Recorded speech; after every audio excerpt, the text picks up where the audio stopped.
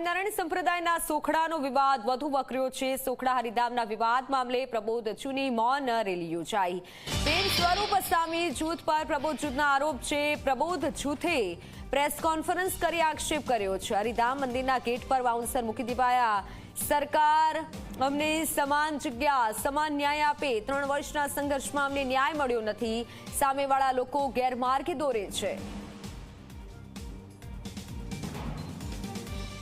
સરકારની જેટલી બી એજન્સીઝ છે એ અમને સમાન ન્યાય આપે, અમને સમાન જગ્યા આપે।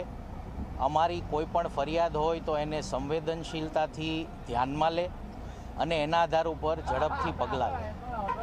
આ 3 વર્ષના લીગલ સંઘર્ષમાં એવી ઘણી ઘટનાઓ ઘટી છે કે કોઈ પણ અધિકારી સમક્ષ કે સરકારના કોઈ પણ તંત્ર પાસે અમે કોઈ પણ ફરિયાદ લઈને ગયા હોય તો તાત્કાલિક ધોરણે અમને ન્યાય મળતો નથી।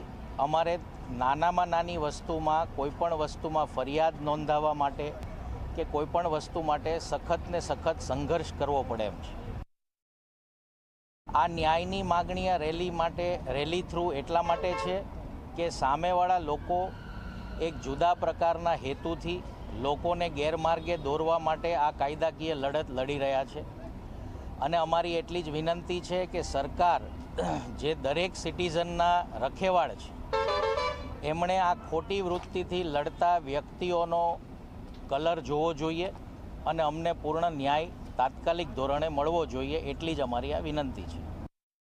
ન્યૂઝીલેન્ડ હોય, ઓસ્ટ્રેલિયા હોય, અમેરિકા હોય, આ જ પ્રકારના દાવાઓ સામેના જૂથ દ્વારા કરવામાં આવ્યા હતા કે અમે લોકો સક્સેસર છીએ, અમે લોકો ગાદીપતિ છીએ। આ બધા જ દાવાઓનો નિકાલ હરિપ્રબોધમ પરિવારના ફેવરમાં ત્યાં થયો છે અને અમને ન્યાય મળ્યો છે। આ મેં એક એક્ઝામ્પલ આપ્યું આપને।